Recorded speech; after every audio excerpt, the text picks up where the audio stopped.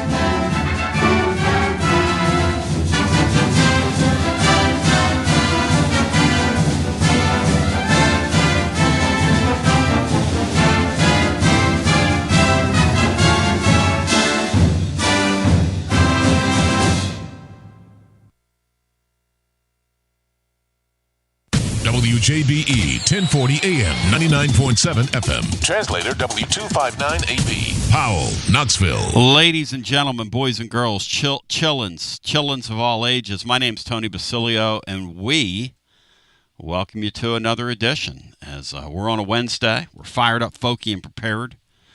Josh Heupel spoke yesterday. As we welcome you in on this Wednesday, the world will never be the same. Because when Josh Heupel speaks, people listen. Back in the day, there was a guy called E.F. Hutton, and when he spoke, you listened. Now there's a guy called Rather and Kittrell Capital Management, and when they speak, you listen. And I'm fired up today because we're jacked up. This is 2 seasons for me. This is business season for me. This is the time where I put my selling shoes on and I get out there. So today I'm off right out in 2 solid hours. We got 2 solid hours to play. Watson Brown going to join us after our first time out. I want to talk to Watson about some of the goings on. Cinco, they're playing it close to the vest over at UT with regards to the quarterback room. But I don't think anybody believes that anybody other than Joey Football is a starting quarterback right now, including Joey Football, including the football team. But you've been inside these deals. And I guess in a way, I kind of blogged about this at tclub.team. I guess in a way, you almost have to play the game, right? Well, you do. I think what a lot of people don't take into account is if let's take Merklinger, and I'm sure he's a fine prospect, but the whole team has seen Merklinger as a guy that would see the field if Nico got injured. Yep. That's the way they've seen the kid for a whole year, yep. Going on a year and a half, right? I'm sure he's respected. I'm sure he's a nice guy. But I guarantee you that no one in that whole program ever considered him up until Nico's nonsense, the starter. That's hard to change that perspective. Just because Nico walked yep. and Merklinger became the de facto starter going into the orange and white game does not instantly change the perspective of the rest of the team. Mm-hmm. Again, I'm sure they like him. I'm sure they respect him. I'm sure they thought that nobody, I guarantee you, on that day said, "Oh yeah, well this is the guy." No, because he hadn't been the guy. Mm-hmm. And so you bring in a guy in Aguiar who's you said yesterday, I guess, brimming with confidence. I'll take production rather than confidence, but confidence rather than no confidence is better. Yep. So we'll see, but yeah, I there's no question that the team looks at Joey Football as their guy. No question. If he's handled himself right, if he's come in like a prick, or if he's come in like I'm better than you guys, which nothing on his CV would suggest he would. Yep. Then they might do elsewhere, but I imagine the whole program is on Joey Footballs right now. Well, and the thing is, and I've invited Adam Sparks to jump in with us today, who's around the team and talking some of these guys off the air. The picture that was painted yesterday is this Aguilar guy, Aguilar, a.k.a. Joey Football, has come in and he's pretty much rolled his sleeves up. He has gotten to know his players. He's invited these guys out. He's footed the tab. He's like we talked about the account yesterday, and I told Plaster this sheepishly. I said, look, we're all dying for information on this stuff, and somebody sends me an email saying that they played golf next to him at Top Golf. Here's the thing, and I think a lot of these athletes in this day and age, because everybody has a phone in their hand, are smart enough to know this, but people watch you when you're out. And they're watching this guy, and they're like, hey, you know what? I'm taking cues here. So here's what we're going to do in today's show. Watson Brown's going to join, and we're going to break it down. Now, one of the things I'm going to do with Watson Brown at some point is we're going to do a YouTube video looking at some of Joey's stuff, and I'm going to have Watson break some of Joey's stuff down for us in YouTube video form. That's one of the ways we're going to use that platform. So I want to encourage you to go over to the YouTube channel at Tony Basilio and subscribe. We've got a great conversation up there. A couple people are commenting, sent me a couple emails liking the conversation on the year with all the odds for the year, and my guy Robert Killer Kowalski from over at VIP Play, the odds maker. So we've got some special stuff planned. Tomorrow, Tony Vitello is going to be on with us. I think we'll probably do a video form of that, some sort of cutout. So that'll be fun. Today on the program, let's set it up for you. So Watson Brown's going to join. I'm going to get Watson's thoughts on how this thing is, next couple weeks is going to play out. Some of the things we're hearing about Joey Football. I think they're great signs when you start hearing his teammates say, yeah, we've been out with him several times. We've been around with him. We've been over to his place. We've been eating. Hey, Sean, those are things we didn't hear about Nico, that he was kind of an open door. And I think Nico was starting to get there when his dad disappeared this past spring. But those are things we didn't hear about Nico because everybody has a different personality, Sean. And I'm just not sure Nico has the personality to be a starting quarterback. I mean, maybe he does. Maybe I'm wrong. Hey, Jalen Hurts isn't the most vocal guy in the world.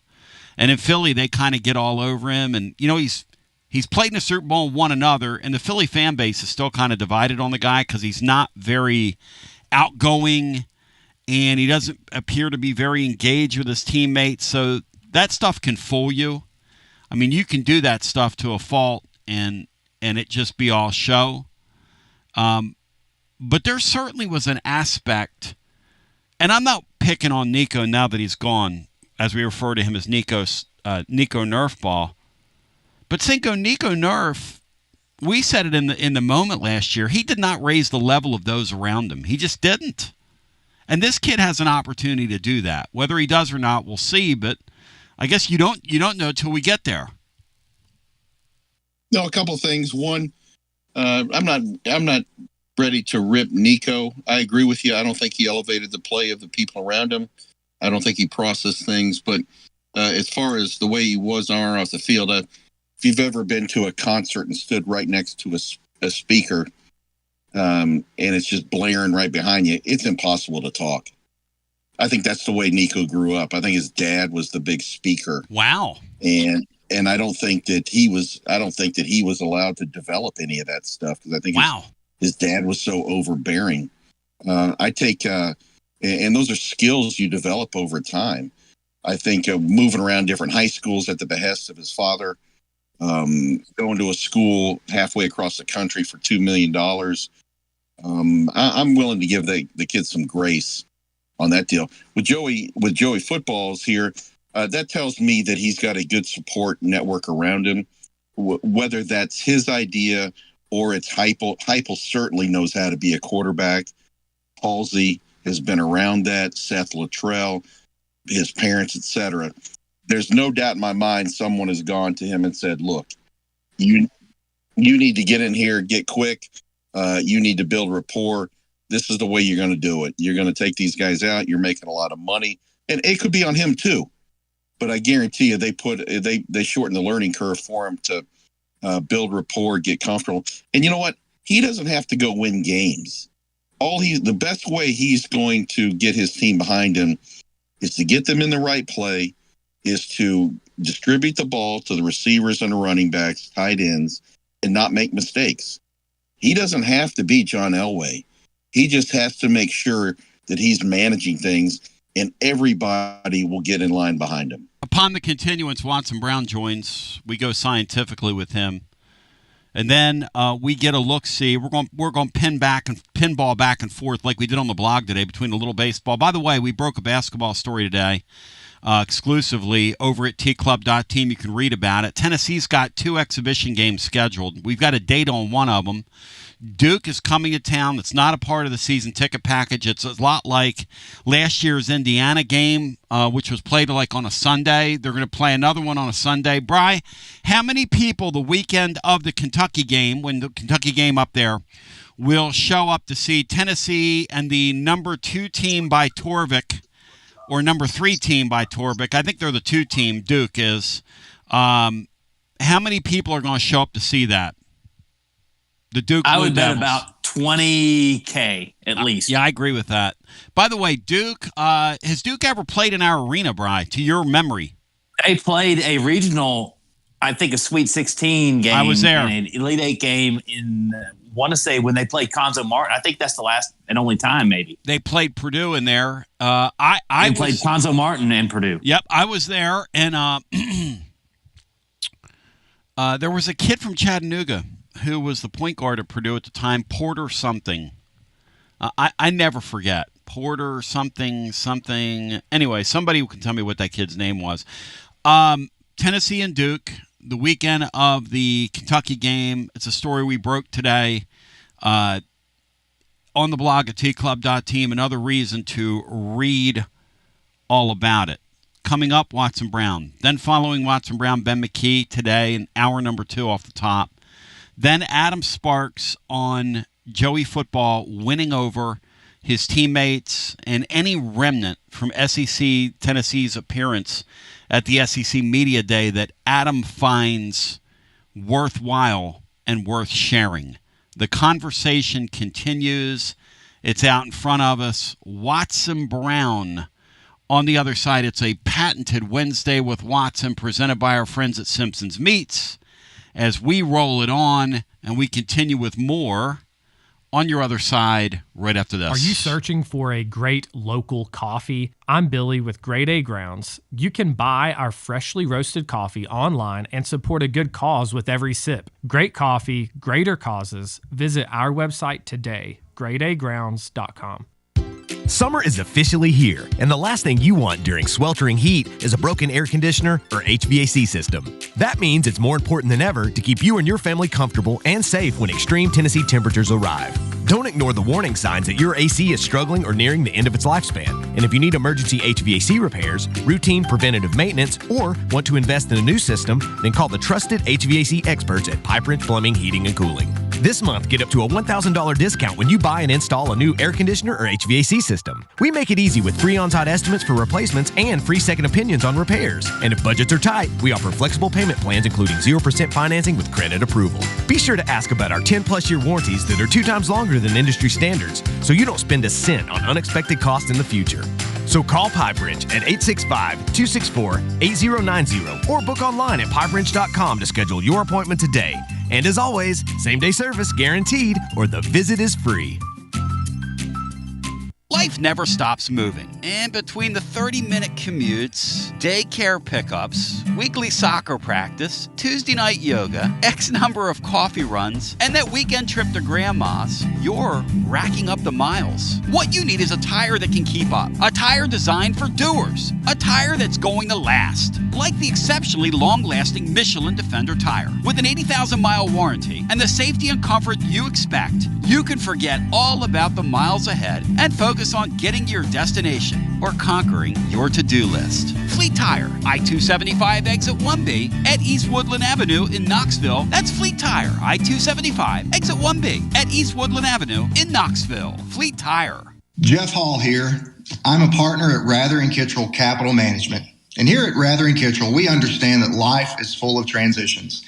Since 2000, our team of dedicated certified financial planners has been helping individuals, families, and businesses navigate these changes with confidence. From comprehensive wealth management to tailored retirement plans, we're committed to guiding you toward a secure financial future. Ready to take the next step? Visit rkcapital.com or call us at 865-218-8400 to start your journey today.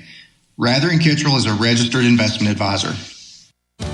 Out-of-town law firms have been swarming into East Tennessee lately. From Memphis, Chattanooga, and Birmingham, they've stormed into the area. Wouldn't you rather do business with a local firm? You know, a true neighbor. Marcos Garza and the pros at the Garza Law Firm are just that. There are neighbors and friends that support local causes year-round. The Garza Law Firm works to serve you professionally on criminal matters, injuries and accident matters, and Social Security and disability filings. The Garza Law Firm is here for you at garzalaw.com. The Garza Law Firm. Let us help.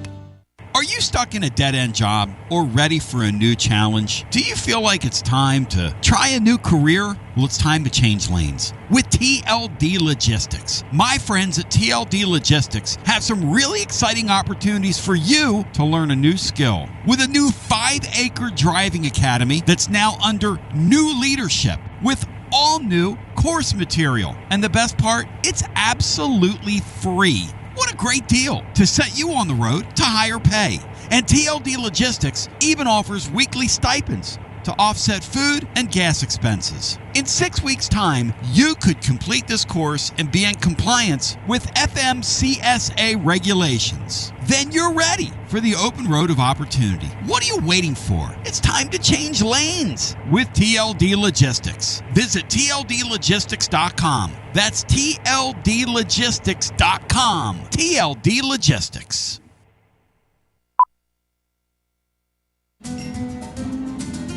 A lime is not always just a lime. You see, some limes are lucky. For when a lime joins the salted rim of a crisp, refreshing Tres Dos Equis, that lime is no longer a mere lime, but a wedge of renowned Mexican limón. Muchas gracias, limón. And also, de nada. Enjoy Dos Equis responsibly. Copyright 2024 Dos Equis, imported by Cervezas Mexicanas, White Plains, New York. Hey there, Basilio family. Jennifer Morris here with Keller Williams Realty. The countdown to fall football is on. Is your fall plan missing the perfect home to watch the Vols make another playoff run? If a new view is on your game day checklist, I'm ready to help you find it. Don't wait until kickoff. Give me a call today at 865-694-5904 or visit my website at nextmovesmokymountains.com. That's nextmovesmokymountains.com, and go Vols. Josh Collins at Collins Insurance Agency. At Collins Insurance, we strive to ensure our customers receive better coverage along with bigger savings. Our community is important to us. We want to provide exceptional service to our customers. Anybody can provide great rates, great coverage, but can you also get great service? And hey, don't just take my word for it. What's up, everybody? Zakai Ziegler here. My family turns to Collins Insurance Agency for the best service, coverage, and price. So don't just go online and get some random insurance. Experience the Collins Insurance difference. Like he said, experience the Collins Insurance difference. CollinsInsuranceTN.com. CollinsInsuranceTN.com. And hey, their Mama ZZ approved. CollinsInsuranceTN.com. Thank you to Josh Collins and ZZ. One more thing, Tony. Go Vols! Preparing food for a big gathering can really take it out of you. That's why you need to call Calhoun's and check out their selection of party platters. Whether you're hosting a party for the big game, a reunion, or just an everyday gathering, a Calhoun's party platter is next level. Choose from Calhoun's always excellent chicken tenders, fly with Calhoun's wings, or boneless wings with a variety of dipping sauces, award-winning next-level melt-in-your-mouth barbecue ribs, or delicious spinach artichoke dip, or get one of each. Plus, if you're doing burgers or sandwiches, Calhoun's has lots of side dishes like spinach Maria, baked cinnamon apples, Smoky Mountain baked beans, or creamy coleslaw. Available in pints, quarts, and gallons. And to finish things off, pick up one of Calhoun's great desserts to go, including homemade cheesecake or key lime pie. Calhoun's, simply your go-to party headquarters. With 9 locations all over East Tennessee, you can order online and just pick it up. Calhoun's, one of the Copper Cellar family of restaurants, along with Chesapeake's, Copper Cellar, Corner 16, Cherokee Grill, and Smoky Mountain Brewery. Eat local, eat good. Shout out to my friends at Calhoun's, where we'll be on Friday. And I was talking, by the way, we're going to be in Lenoir City on Friday. It's going to be just a kind of a midsummer gathering. And we would love to see you, love to have you. Some of our friends on the west side. I know we're always at the river, but we wanted to do this show at the marina. And Cinco was out at the marina last week. That is I'm going to tell you something about Calhoun's at the marina. That is a beautiful place. And when you go there, you feel like you're on vacation. And they have a buffet out there a couple days a week. They've had for years and years and years. But it's a great spot to be at night. And we were out there playing music there at night. And the feeling's right. It was beautiful. Oh, let's bring the great Watson Brown in without further ado. Watson, I'd like to get you out to come sing a tune with us. I bet you could sing a mean country song if given the opportunity. Hey, I have been told when I was young and in a choir, fake it. Just move your lips, but don't say a word. So how do you figure that pans out? Well, like in my deal, what they do with me is, because I try to sing harmony, they I noticed my guy Lance is over there turning my mic down as the thing goes on. I feel like Barney Fife. But Watson, it's a Wednesday. That was a good show with Barney. Oh, when they had him show. And he would do that thing, and the guy was behind the big guy behind him. And that face he made, that face he made when he opened his. Oh my gracious! Top Don 10. Knotts. That's a top 10 Andy Griffith. Oh man, Don Knotts, what a great physical comic. The great Watson Brown joining, presented by our friends at Simpsons Meats, online at simpsonsmeats.com. Since 1888, they've been at it on Jim Simpson's farm, and you're going to get the real deal Holyfield when you go shop at Simpson's Meats. And whether it's a variety of local offerings at their butcher shop, from the milk, the honey, the jams, to the steaks, to the burgers, to the sausages, to the roasts, they've got eggs that you've got to try to believe. Look, you're going to pay a little more, but you're going to get what you pay for. Because that's what it's like when you're doing premium meats at Simpsons Meats, and they'll ship them anywhere in the world to you as well. Simpsonsmeats.com for more information, or check out the link over at tclub.team, where we run a couple quotes from Josh Heupel today. And Watson, I want to get your thoughts on this, because the first thing Josh Heupel does is he says, "Look, I just want to say this: we had a quarterback issue." And we have a new quarterback here, and yeah, we have a new quarterback. He said, but I'm going to name all 3 guys, because all 3 guys are in play to get the starting job. That is how they have to play it, right? I mean, when you stop and think about it, even though they're paying a guy $1 million, and he is the starting quarterback, he still has to go win the deal, right? Yeah, that's what it's become. I think when they first started, I think they kind of said, well, we're going to pay this he's got fair guy. And I don't think that's the case anymore. And that's the only way he could play this out for his locker room. He has to let one of them earn it. Now, he's going to hope it happens quick. But if it doesn't, he'll play it out. He'll play it out through the last scrimmage if he has to. And he might play it out through the first game and play 2 of them. He does not want to do that. I can promise you, because it's not an FCS opponent he's playing. So he's going to have to play in that first one. And And he knows that. So I would bet after first, maybe second scrimmage, that they'll have one named by the week of the first game. The hope is you walk out on that field, Joey football, you've absorbed enough of this that we can fake it till we make it, but you jump out ahead of the two kids. Look, you and I both know this McIntyre guy has a chance to be a really nice quarterback at this level, but he's got to gain a bunch of weight before he gets there physically. But they love his arm talent and, his head and his legs. Yeah, I hear great things about him. He runs better than you think. Yeah, I hear great things for about a tall him. Guy. Yeah, he's going to be a really nice player. But he's a ways away. He's a year away, I think, Watson, from being able to, because you don't want to put him out there and get him hurt. I think he's Nico. He's the way Nico looked when he walked in the door. He needs to get bigger and stronger. Yeah, and Nico was too skinny, and you said that at Nico the time, was too. the same thing. Yeah. I think this guy runs a little better than Nico. Huh? Personally, I do. I think he'll run. He'll end up being a better runner than Nico. Both of them are good athletes. And but yes, I think he's got to gain weight. Somebody told me he has already put on some pounds. Mm-hmm. But that's what I saw when I watched him play. Very talented, but yet thin. And I said, he's to play college football. He's got to get bigger and stronger. Well, I tell you what, he could call me up right now because I'm looking at myself on the video here, and I shot a video the other day and was editing it, Watson. And, oh my gracious! Hey, check! Fall out of a chair. Oh man, I got more chins than Chinatown right now as we visit with the great Watson Brown. On the program, a little politically incorrect humor on your Wednesday, and why not? One of the things I'm hearing about this Joey football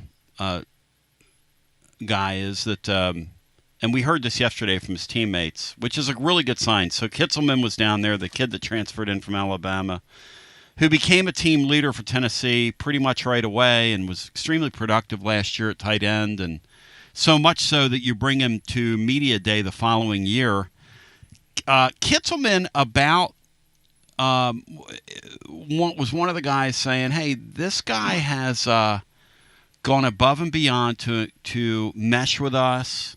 He's taken us out several times. He's had us over to his place several times. He can afford to. And there you go. And it's a good sign, right? You want that out of your quarterback, yes? That's the pieces. If you remember when I checked on him, that were the pieces. That he was a great leader, very competitive, team-oriented guy, really good in the locker room. I mean, that's the first thing said to me about the young man before they even talked about his physical twos. Because in my world, look, and we're in wishland right now, because we want this thing to happen and work out, and who knows, maybe we'll have a storybook ending here. Tennessee has a solid year, and that would be a wonderful thing. The truth is, if that's going to happen, Sean was saying they don't need this guy before you jumped in. Don't need this guy to be a superhero, but do need him to be a solid quarterback. And Watson, I was telling George yesterday that the one profile of him is that, and he got in trouble at App State by being a guy that tried to keep too many plays alive.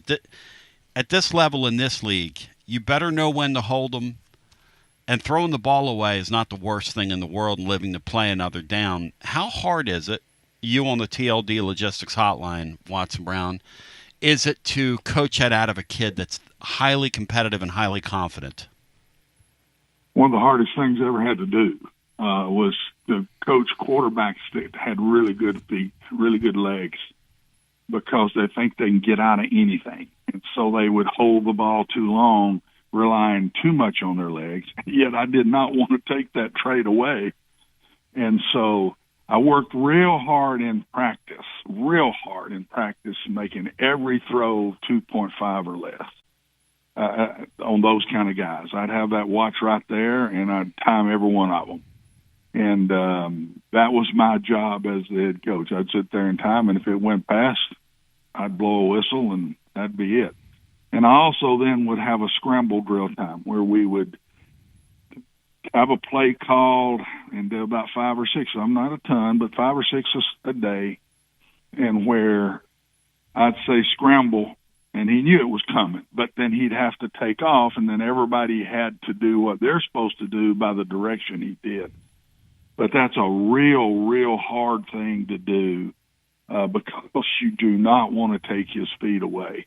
Those kind of guys will make as many plays with their feet as they do their arm that are that good of athletes. And what you worry about, though, is you end up throwing a lot of balls not on time, and that's why I wanted to work that scramble drill, Tony, so hard, because it becomes a play in itself. It's a football play that everybody has to do this in the direction that he goes. So it's hard. It is very hard to do, but you're always worried, especially when I was at Vanderbilt, Mississippi State, Texas Tech, Oklahoma, those places where you're playing those great defensive players, about injury, man. It don't take but one play. And so, yes, you've hit something that I thought was the hardest thing to teach a quarterback, was that style of quarterback. Well, so I'm talking with George and Kelly Holcomb yesterday on George Plaster's show, and this whole thing comes up, because Heupel's there meeting the depressed, and obviously this kid's going to be the quarterback when the year starts, unless he totally bombs out, which, I guess you never know in any of these things, but Matt Dixon's made the point about Heupel's offense that it's almost designed for a guy like this, because these guys that have the propensity to throw balls into traffic, Heupel's offense sort of takes that away from you. That's why, since he's been on the deal, whether it was at Missouri, when he brought this thing to high-level Division I, the interception numbers for all these guys, for the amount of passes they make, Watson's been low. Why is that? Why does the design of that offense? Can you explain that in layman's terms so we can all understand it? And do you think that's an accurate thing to say? Yes, but I do think it comes from the play call more than it does the discipline of what the quarterback's doing. A lot of his plays on early downs are quick bubbles to the outside, which are not going to get intercepted, and they're very easy completions. That ups the percent completions big time. When you're throwing that many of those kind of passes, but it also gives your quarterback a lot of confidence because he's 8 of 9 at the start of a game or whatever. And then a lot of his deep throws are thrown because it's one-on-one. It's one-on-one on the defensive side. Quarterback sees that, either gives a signal to take off or it's already been called with a run, whatever.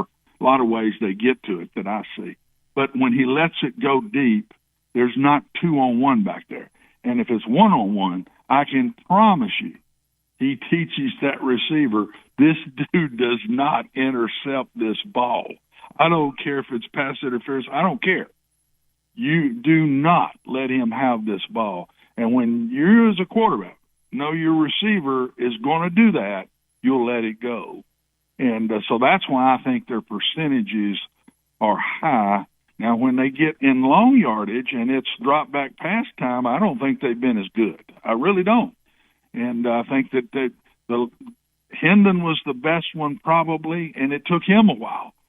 And then Joe and Nico just weren't very good at the drop back game with its 5 out, and you're having to read this and go here to go there or whatever. That's when I think they've looked very average. But on those early downs, Tony, and what Josh does also, he does such a good job of how far he'll let one go. He really never let Joe go. He really never let Nico go. And he didn't let Hendon have all the stuff and really open it up for him till the second year. So Josh is very protective of his quarterbacks. What'll be interesting this year is how many chances downfield they take with this kid, because really that's what this kid does well. Well, it's what he likes, too. Yeah, it's what he likes to do. He'll scramble and he won't look underneath a lot. Tape I've seen of him. He'll scramble and look deep. He gonna look long. And so he likes to. He is in that no risk it, no biscuit kind of mode, and I think they'll have to back off of him letting it go deep some more than trying to get him to let it go deep. Whereas the kid last year, at times, just wasn't comfortable. The play would be there, and he would either overshoot it, or he wouldn't let it go, or he was late, He just looked stiff. Yeah, the kid in the last pocket year, and would let the ball go late. Yeah. He just never got a good sense of timing. No, and that's what I thought would come this year. That's what I really thought would come this year. And then now he's just going to have to learn another system, which will make it hard on him. World's never going to know, and he's kind of working on a goofy college career at this point. Let's bring, like a lot of these guys are, because this bed's too hot, this bed's too cold, this bed's too soft, this one's too hard, and I sleep in 4 beds by the time my career's over. Let's bring Sean Sinclair in here. It's a Wednesday with Watson Brown, presented by our friends at Simpsons Meats. They're online at simpsonsmeats.com. Go ahead, Sean. Coach, I'd like you to put your AD hat on and kind of decipher what we're seeing with this, with Greg Sankey and ADs talking about, well, SEC, we won 8 games. Big Ten, we won 9 conference games. We don't want this or that. Is this all about just potential money and control?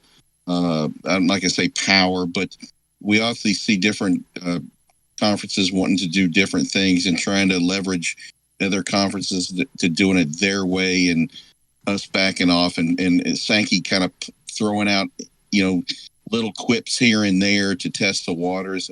And also, as an AD, when you were looking for upgrades in stadiums, when you're looking for different promotions, etc., what are you looking at as an AD for?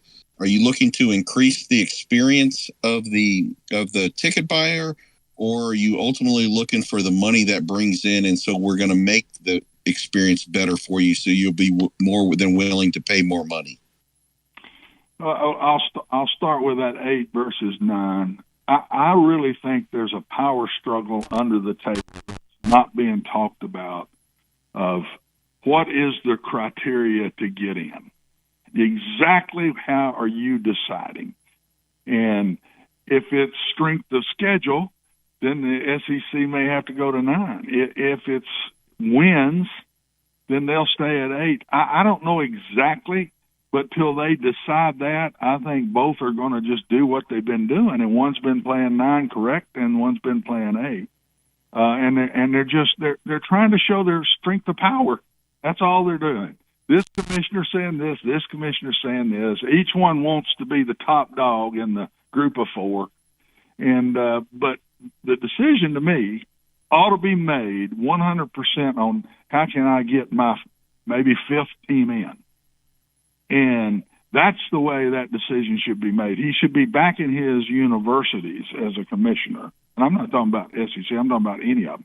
You should back your conference in getting as many teams as you can possibly get in. It's no different to me, Sean, than basketball.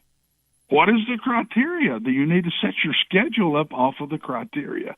If you're 9-9 or whatever it is, if they play 20, I can't remember exactly what they play in basketball, but if you're 500, how can I still get them in? Was my non-conference schedule strong enough to get that next team in?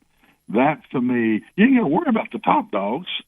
Now, you need to worry about their seeding, and that still goes a little bit to strength of what is the criteria.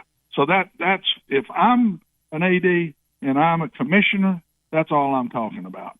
How can I get that 5th team in? Well, in other words, like when you talk about the hoops thing, right? Because I was talking with somebody inside Barnes' organization. Barnes has somebody that tells him the number they've got to win by. Like when they play a bye game, okay, Watson, people think, well, it's a game. And they're already thinking ahead to the NCAA tournament. So we've got to win this game by this number to game the system. No doubt. And that's how they all think now, because they know the criteria. So once I know the criteria, I'm not playing that opponent to beat that opponent. I'm playing that opponent to beat that opponent by a certain number. That's the like we have these point spreads in Vegas. A lot of times they'll follow the spreads. Sometimes they'll be a little higher, a little lower than the spreads. A lot of times they're in line with the spreads. But your point is really well taken. And my understanding of this is when they met over there in Asheville a couple weeks ago, the league did. Actually, no, it was the four leagues. It was the four godfathers, as me and Bino talk about. Power four. Yeah, the mob bosses. They all met because they call their thing the commission now. This NIL thing. It's kind of ironic because they're using mafia language. No offense to some of my people, but offense intended. The fact is, the SEC walked away from that saying, you know what? We might ought to just stay at 8. It might be better. Why would we bang our heads against a wall? And the guy at Georgia said it out loud. Kirby said, I was in favor of 9 games till I saw it play out last year. We got punished because our league is harder. Why should we add another game when in the middle of their conference, and he said the middle of these other leagues, you don't have the exposure that we have in the SEC. You know what, Watson? He's right. No, he's dead right. And again, what is the criteria? Are those 4 games that we're playing hurting us if none of the 4 can beat us? Is that hurting us any? Yep. If it is, you got to go to 9. If the Big Ten, I promise you, I don't think it'll stay. I think both of those two will end up doing the same thing. It may not be next year. It may take a few years. But they're both going to fall into the same deal because they're going to hurt themselves if they don't. One of them's going to get hurt if the criteria don't fit 9 and fits 8 better, or if it fits 9 better and fits 8 worse. And that's what I think they'll figure it out off of. The only way that I could ever see the SEC, if they feel like that it's better this way to get more teams in and our conference have a stronger look to it, is if ESPN says we need another game.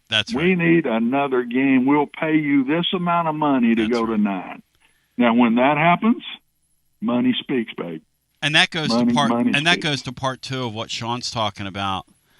These athletic directors, and Danny White's another one, but they're all like this. They're not going to climb over themselves to improve fan experience unless they know there's dollars on the back end, right? That's why all that's done these days. Yes? So the first thing you do, absolutely, is you do not want the look of an empty stadium. You do not want that. You want butts in those seats, man, and that's the number one thing. And Tennessee's got a waiting list to get in. I mean, my gracious. So once you've got butts in the seats, now you can do whatever you can to improve the day for the fan. Just whatever that might be, whether it's outside the stadium, inside the stadium, whatever. But first thing, absolutely, is you don't want a football team looking with a quarter of the seats empty. And the other tough thing is you don't want a football stadium full of the opponents and as many as you've got there. That is a killer for the image of your program. So as an AD, I was never to where we could do that as an AD. We just tried our best to get as many people in those stands as we could possibly get.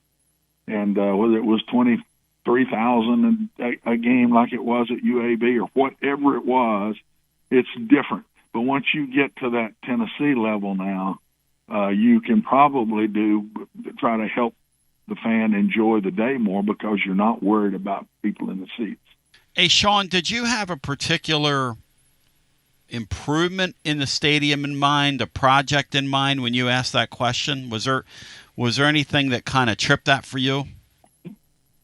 No, not really. I mean, I've seen a couple things. Obviously, there are parts of Neyland Stadium that need to be upgraded from a comfort standpoint, meaning bathrooms and width of aisles, etc. But the couple years ago, I don't have inside information, but a couple years ago there was right by my tickets. They put a thing where they put this I don't know what it's called. It's where people stand up and they can get beer. It's in the north end zone, and they took out some seats of that. From my perspective, I've heard that it looks like it's not selling like they would like. It looks to be a young person's deal because you got to stand up the whole time and mill around. So I was wondering if, and then he's got this entertainment project that's going on. This is in no way a criticism of Danny White. I think he's doing a fine job. I think he's a forward-thinking athletic director. I just wondered at what is the return on making upgrades? Like, Rick Barnes they put in a new video board.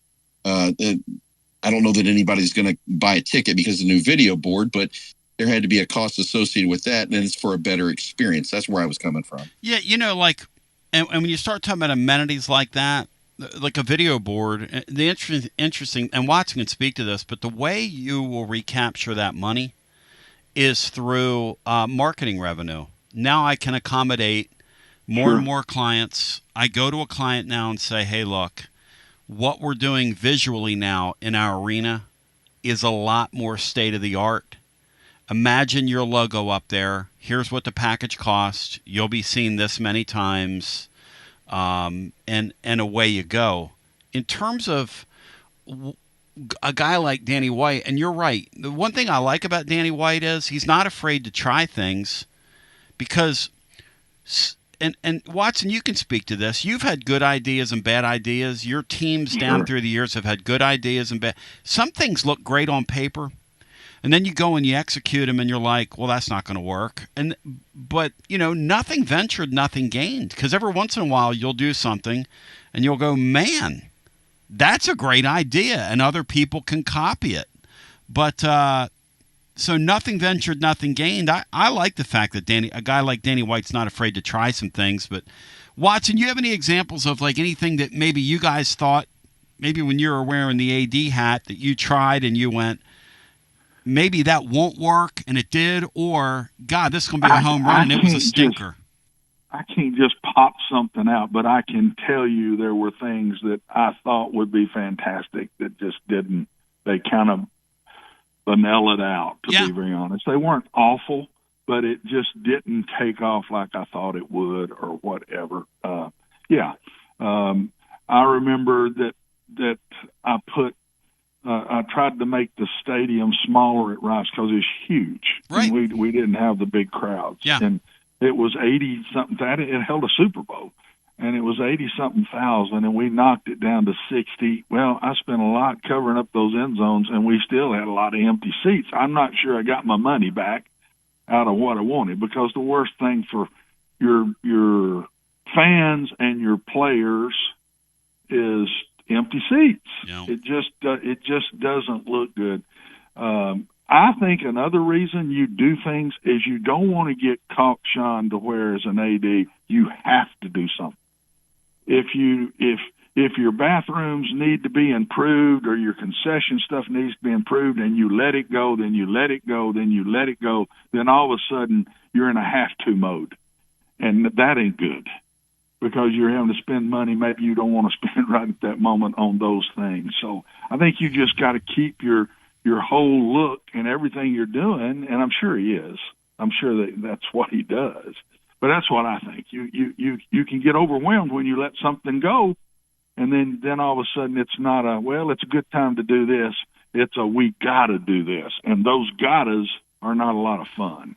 They're really not. Guys, the thing that really interests me is within the next 10 to 15 years, as this television technology continues to become so cheap, and you can put a 75-inch TV on the wall, how are they getting people to go to these games, guys?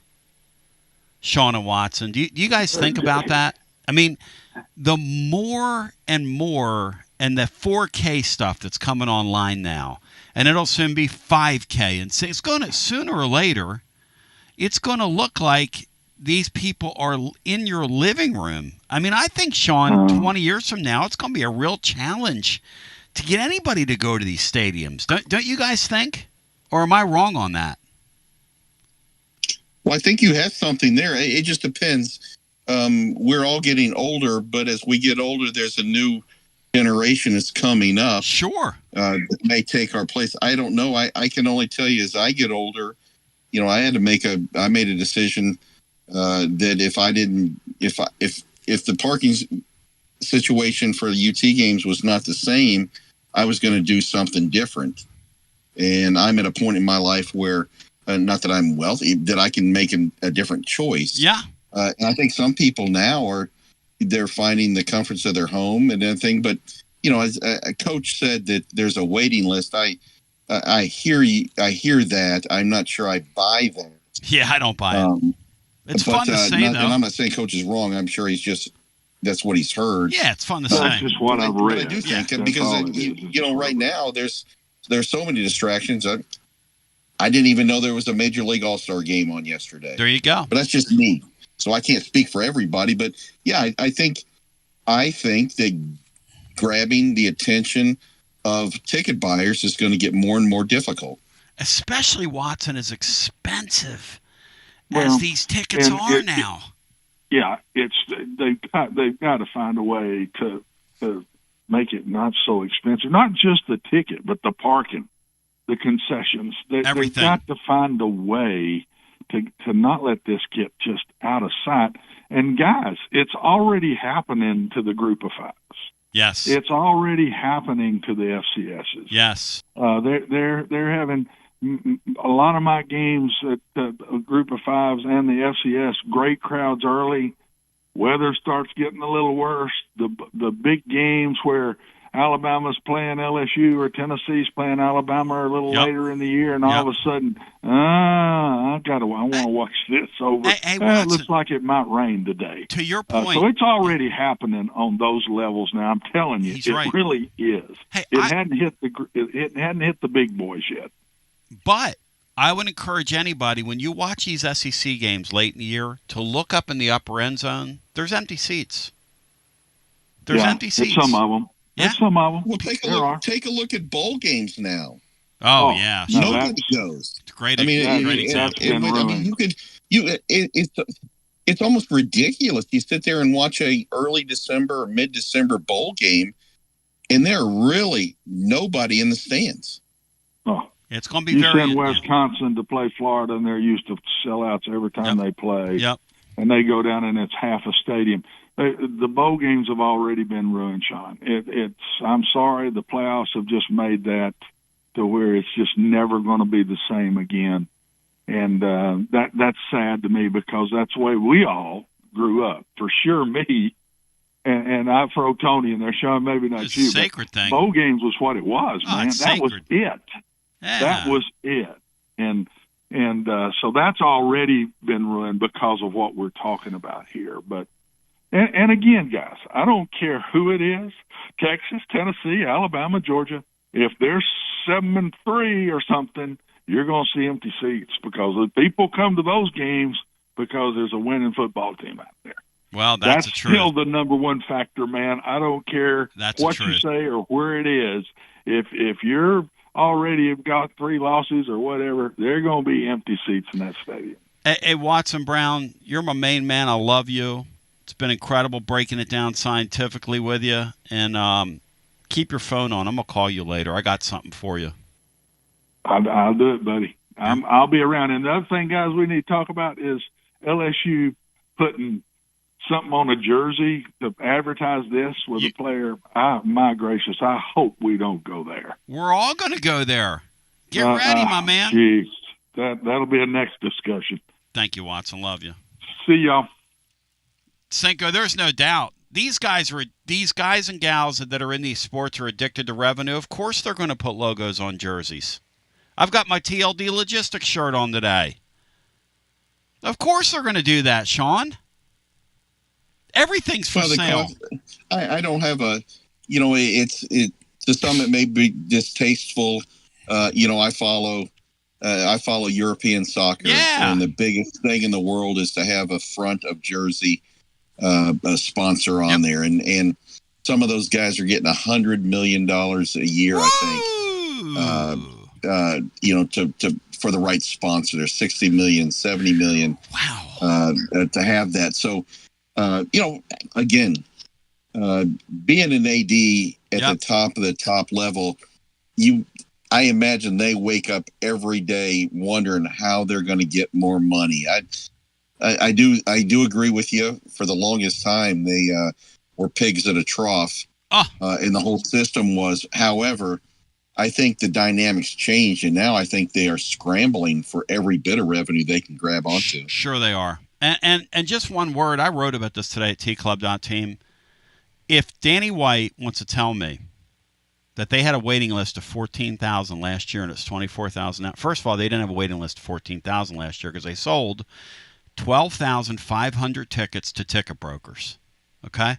Now, that's what they did last year. So if you have a waiting list and you're selling 12,500 tickets to ticket brokers, 2 brokerage houses, one in Atlanta, one in Houston. I'm not trying to make enemies here, but I call it like it is. That's what we do.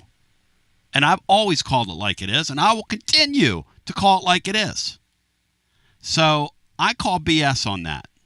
The second thing is, if you want to tell me, now I want the Tennessee fan to think about this now, and I'm not going to fight, quibble, or anything. But if you're going to claim that you have a waiting list of 24,000 people to get season tickets, okay? Why isn't there more buzz about your football program? Just, have we ever had an off season where there's less buzz about something than this deal? When Ohio State whacked them in the playoffs last year, and then Nico left and it pulled all the air out of the deal. Now those two things happened, and 10,000 more people. Now it's 24,000 people are clamoring to get season tickets. When I know for a damn well fact, okay, and Danny White, I deal in reality. You can deal in marketing. I'm going to deal in reality. Here's the reality. The reality is that you guys went back to your top ticket buyers this year, your top donors, and let them double, triple, and quadruple dip on the number of tickets that were left at the end of the spring to buy with no donation. You did that, not me. Now, you want to tell me you have a 24,000, like you're the Green Bay Packers, and you have a waiting list. There was a story in The Athletic on a guy. In 1978, he was 18 years old. He was 18 years old. His parents bought him a spot on the Packer waiting list, and he got a card in the mail. Now, that's a real waiting list when you get the card in the mail. And the Packers send out these cards and let everybody know, okay, this is what number you are on the... It took the guy to like 2019 to get the rights to buy season tickets in Green Bay. Now, does anybody listening to the sound of my voice really believe that we have a Green Bay Packer-like waiting list? Have we won 5 straight national championships? Am I missing? Georgia doesn't have a waiting list. Okay? And they're winning. I mean, what are you people talking about? Danny, listen, you've done a lot of nice things here, but that is not going to, it's just not going to play in my world, man, because it's not reality. It's not reality. And as long as I'm here, I'm going to deal in the real. And I'm not going to do it in a hateful way, but I laugh at that. I think that is, it insults my personal intelligence.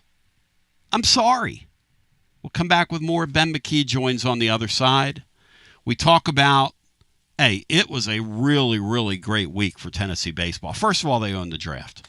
Secondly, Tony Vols dominated on the Major League coverage. Thirdly, they had a ton of picks at the top and then a ton of signees at the top. They knew they were going to lose those guys. Fourthly, the net result of it, it's all positive for them. We'll talk about it as Ben McKee joins, because he's a top man on the top man on the beat, and he joins on the TLD Logistics Hotline after this. WJBE 1040 AM 99.7 FM. Translator W259AB. Powell, Knoxville.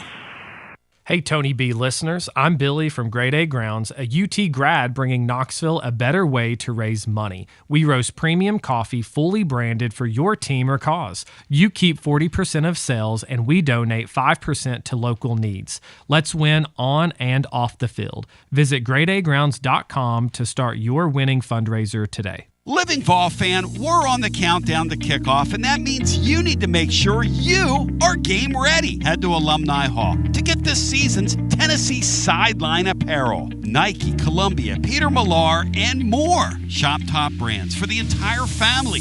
Hats, Yeti, tailgating gear, and so much more. If it's for the Tennessee fan, Alumni Hall has it. Spend $150 and get $10 in Hall cash rewards. Shop at alumnihall.com. Download their app or shop any of their locations in Knoxville, Murfreesboro, or the Tri-Cities. Alumni Hall, the ultimate shopping destination for Vol fans. It's the hottest post-game show on the planet. Garza Law. Fifth quarter fan reaction. Fan reaction. As soon as the final gun sounds, we're live. Tony Basilio, and we are live once again with Chad Stockton of FC Alliance. And Chad, you're out there on the field, 100 strong here in Knoxville. Talk to me. What's been going on with FC Alliance now that the weather's heating up? We're out here for the first night of the boys' tryouts. We have over 400 kids that'll be here tonight. So a lot of exciting times right now for us. Our club team started at U9 and we go all the way through U19. We have over 1,000 kids that come from Chattanooga from the Tri-Cities that make all our teams and make this club what it is today. So we're excited about it. We finished the younger kids a couple of weeks ago. We just finished the girls last night, and now we're on to our older boys program as we speak right now. And we're blowing and going in the Tri-Cities. Tell me about it. We started FC Alliance North 1 year ago, and coming off the first year, we are the largest, most competitive club up in the Tri-Cities area. We just finished our tryouts last night. Looks like right now we will be well over 400 kids for the upcoming season. So great things happening up there. We've put our boys into some really good regional leagues. So we're excited about what the future holds for them and also our girls programs. If you want more information, check them out at fcallianceknox.org. That's fcallianceknox.org. Chad Stockton, keep growing the beautiful game here in East Tennessee. Absolutely. Thanks, Tony. Hi, I'm Jim Simpson, owner of Simpson Meats. When's the last time you grilled a really good burger or steak? One your friends still talk about. Our goal at Simpson Meats is to make that happen every time you have a cookout. All of our cuts of meats, steaks, burgers, briskets, and pork are always fresh, flavorful, and sustainably sourced. We are family owned, so we know the importance of knowing how and where your food is raised. We have been putting quality first since 1888. Visit our butcher shop off Lovell Road or online at simpsonmeats.com. Tony Basilio along with the great Mark Griffin. And we're here to talk about our friends at Performance Medicine. And Griff, their slogan, stay educated, stay healthy. That's you. Wow. I really like to think that, Tony, and I'd like to give Dr. Rogers a lot of credit because I definitely want to stay educated and healthy, and knowing that he's putting the time and effort in to make sure of my care, I want to encourage your listeners to put the time to learn and become educated and get to know Dr. Rogers and see if it can help with your health as well. And there's a really, really easy way to do that. In fact, they've got their own YouTube channel. You can see Dr. Rogers for himself with his staff. It's called The Performance Medicine Show over at the Performance Medicine channel over on YouTube. Also, more information at performancemedicine.net. To our friends in North Knoxville, a brand new location over in Fountain City, now accepting patients. So many ways to reach Dr. Rogers. And like they say, stay educated, stay healthy. Performance Medicine, online, performancemedicine.net. TB here for Cedar Bluff Plumbing, a live and local company that's been serving our area for over 32 years and counting because every customer counts, and I mean no job is too small. Cedar Bluff Plumbing just voted #1 by City View magazine because multiple plumbing experts are on call to serve all your plumbing needs. Chances are there'll be a plumber in your area when you call, and they won't send some salesman to your house. You're going to get a high-character, trustworthy, highly trained plumber who will serve you, not like some of these guys that look like they came off the set of America's Most Wanted. Cedar Bluff Plumbing is Basilio tested and approved and will go the extra mile for for you because Chucky Mack is a servant of the people and my consigliere to the throne, celebrating over 32 years of serving living volunteers. Cedar Bluff Plumbing. Call 588-4448. That's 588-4448. Cedar Bluff Plumbing.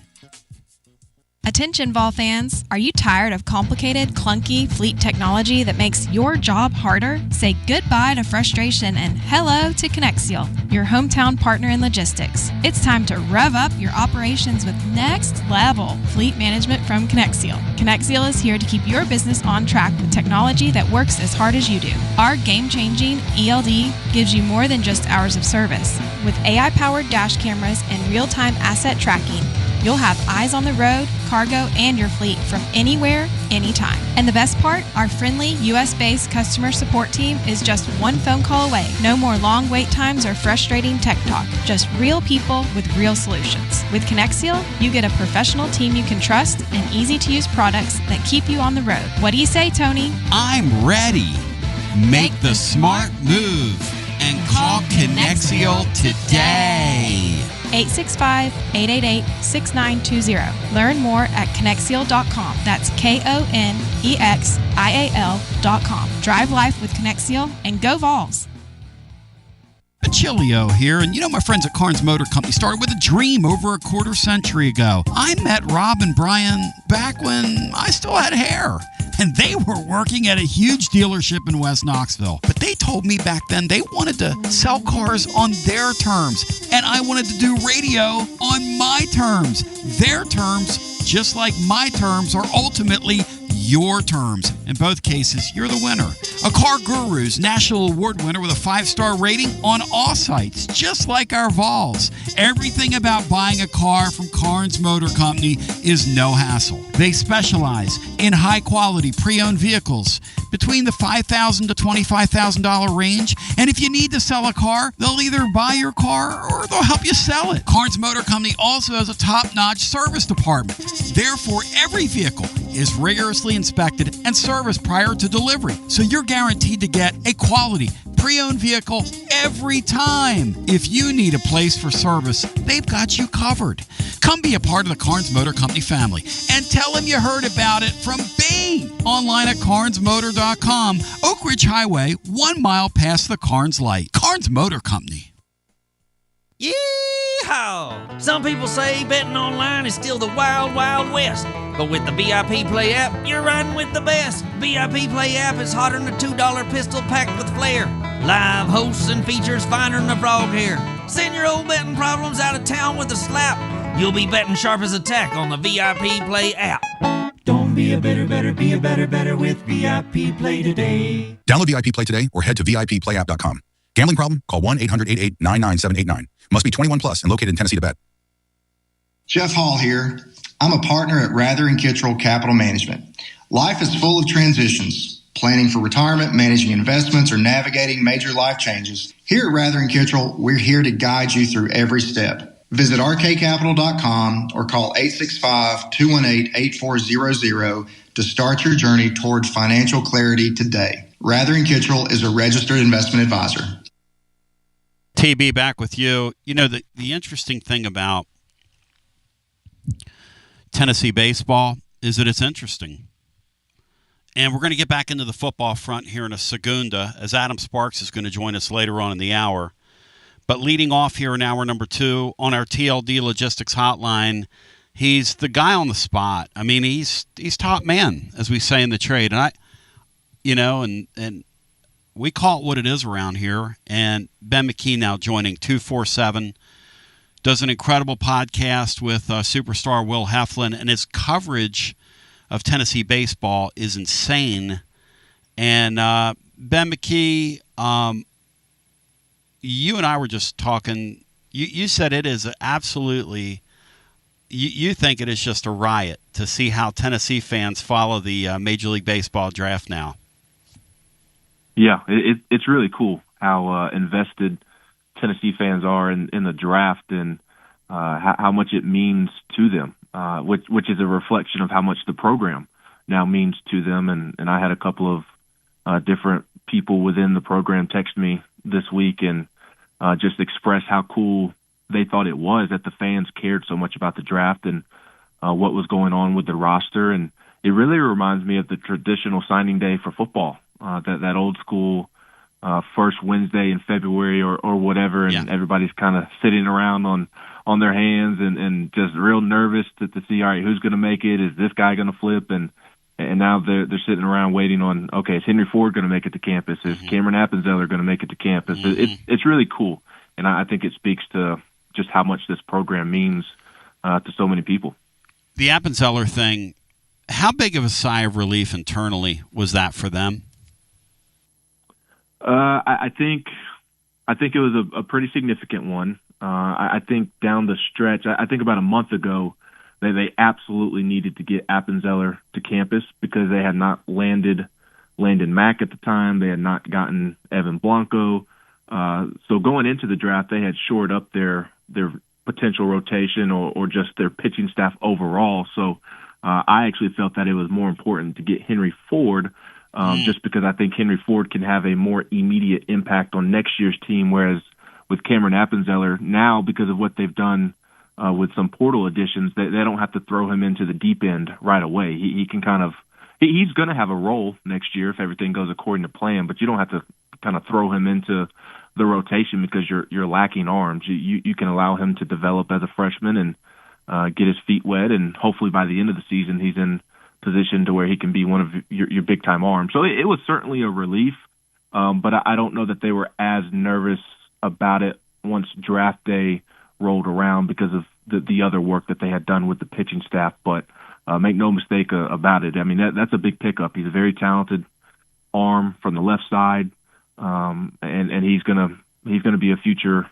professional player at some point once his Tennessee playing days are over. So to get that type of talent to campus, that's always a huge sigh of relief. You know, and I think about, you were talking about Mac, which we followed in real time, and LSU was the main competition for him. My understanding is, just kind of poking around at Tennessee, LSU came hard at the Coons kid. They came hard at the power hitting freshman from Georgia. They tried to kind of stage a coup and really blow a hole in Tennessee's ship there. Did Jay Johnson, but they didn't succeed. Tennessee ends up with Mack. Tennessee now has Coons and Mack. They've got the Appenzeller guy. The Blanco guy from Virginia, they really feel like, I mean, they are loaded. And then we talk about the kid that didn't pitch last year, his name's escaped me right now. Anson Seibert. Seibert, yeah, it's okay. So, I mean, all of a sudden, we got some serious arms on this baseball team, yes? Yes, absolutely. They have refilled the cupboard in the kitchen with quite a bit of talent, and there's going to be somebody that is unhappy with somebody's going to have to be left out of the starting rotation when it's all said and done. And of course, they'll compete for that throughout the fall and during preseason practice. But you add Brandon Arvidsson to that list as well. Story you broke the other day, right? Yes, Brandon was kind enough to text me and let me know that he was coming back to school. He's great to deal with, a great young man, and I talked to him on the phone yesterday for a story I'm going to write today that will be up on the site at GoVols 24/7 later today. That he didn't want to. He had 4th and 5th round opportunities that he could have taken, but he didn't want to move on to professional baseball if he did not feel he was ready, and he does not feel like he is ready, and he wants to come back and be the Friday night starter on next year's team. So you're looking at Brandon Arvidsson, you're looking at Landon Mack, you're looking at Evan Blanco, you're looking at Tegan Coons, and it's like, okay, you have 4 guys who can be legitimate starters in the SEC, but you only have 3 spots. So who's going to be unhappy? Who's going to be willing to take on a different role than they are assuming here in July? And I mean, there's other arms as well. Braden Krenzel, I mean, I think he could make a case to be a starter. No question. One day you've got the Appenzeller kid, right? Anson Seibert. Part of the reason you were able to get him to campus is because he's a 2-year guy. He's going to be draft eligible next summer, and he's viewed as a starting pitcher. So somebody's going to be unhappy with the role that they get, but theoretically that should only the competition for those starting spots should only bring out the best in everybody. And that's kind of what Arvidsson was talking to me about yesterday, is that he can't do it by himself. And those guys are only going to push them to be better. Just like he said that watching Marcus work this year, watching Liam go about his work, and Nate Snead and Tanner Franklin, the pitchers who were just drafted, Brandon said that really helped motivate him and kind of get him going. So hopefully they can find a healthy, competitive mix in there. But to your initial point, that they have a ton of talent on the mound and should be plenty to make another run at a national championship. Ben McKee moving right to left on your device on your TLD Logistics hotline. Let me bring Brian Hartman in here, who's got a question now for Ben McKee. Go ahead, Brian. Yeah, Ben, what do you make of Tegan Kuhn's being a weekend starter and then not throwing one pitch in the postseason, sticking with the program and coming back and being in the mix to maybe start on Friday or Saturday next year? Yeah, this is a very important offseason for Tegan, because he's going to be draft eligible next summer as well. He's a draft eligible sophomore, and he is somebody who turned down a lot of money coming out of high school to get to campus. He was last year's Cameron Appenzeller that Tennessee was able to get to campus. And I just think that there were some guys that elevated their game at the end of the season that the coaching staff trusted a bit more. You had A.J. Russell begin to emerge as he worked his way back from Tommy John. You had Brandon Arvidsson pitch the best that he had all season long, and Tegan was kind of stuck in neutral maybe, and also had an outing here or there. I think back to the Vanderbilt outing in Hoover, to where Tony flat out said after the game in his post-game press conference that he didn't think that he was throwing his breaking ball with conviction. So I don't think that Tegan did not get in trouble or anything. I just think he kind of got passed up at the end of the year. And I think it was good to see him go off to the Cape Cod and have 3 big-time outings. I mean, he dominated in 3 starts in the Cape, and he was only going to make 3 starts, and he's already back in Knoxville. Got back last week and is already getting to work with Quentin Eberhardt. So he wanted to go make a couple of starts in the Cape after not pitching at the end of the season. That went extremely well, and now he's back getting a head start on next season, which I love to hear when players do that, because there's been a couple of examples.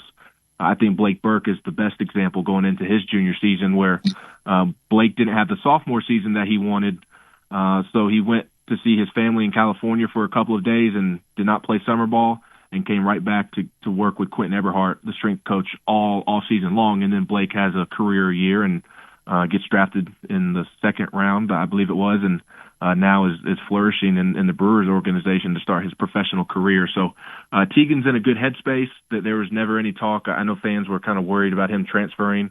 On my end, I don't think that there was ever really a true concern that he was going to leave. I think that they understood, his camp understood just kind of how things played out, and they were just ready to get to work this summer and build up towards what is a money year next year for him. And again, somebody's going to have to be left out of the starting rotation because they have so many options. But I do expect Tegan to put his best foot forward and be one of the prime candidates to be a starter for Tennessee next year. And boy, did he have a great showing in the Cape Cod League, which is that's exclusive company when you go up there and do what he did in the Cape. Let's bring Sean Sinclair in here, who's got a question for Ben McKee. As he jumps in, Ben McKee with 247, and I'll let him give you the coordinates here in a second on his podcast and some of the other things that he's doing. Go ahead, Sean. Ben, I appreciate you joining us. I've been a fan of your work at the different places you've been, and glad to have you on here. A couple of things. First of all, and I'll ask them both before you respond. Interested in DJ Newman. Seems to be a guy that can a number of ways, was drafted in the 15th round, but just haven't seen any movement on what he might do. And second of all, unfortunately, with these new roster limitations, things have to be done. We've seen that with the pitcher exodus, and now some questions that may have been gauche or in poor taste really are just kind of regular questions now. And I'm going to ask one. We have Dalton Bargo and we have Reese Chapman that went undrafted. Again, the distasteful part of my question. What do you do there? Because with all due respect, we know what they can do on the field, but we also see guys like Grimmer. We see guys like Abernathy. We see other guys like that. Their pathway could be stunted if you keep those other two around. Again, I'm not trying to be an a-hole here, but those are real questions right now. What do you see? What do you think Tony Vitello and staff do with those two guys? Well, first, I appreciate your kind words and appreciate y'all having me on today. Always enjoy joining you all. On DJ Newman, I believe he's still going through that decision-making process as we speak. It did sound like somebody close to him on Monday evening after he was drafted still thought that he would lean towards him ending up at Tennessee. So if I had to lean one way or the other, I think that he will end up at Tennessee, but I don't believe that there's been a final decision made. I think he's still going through that process.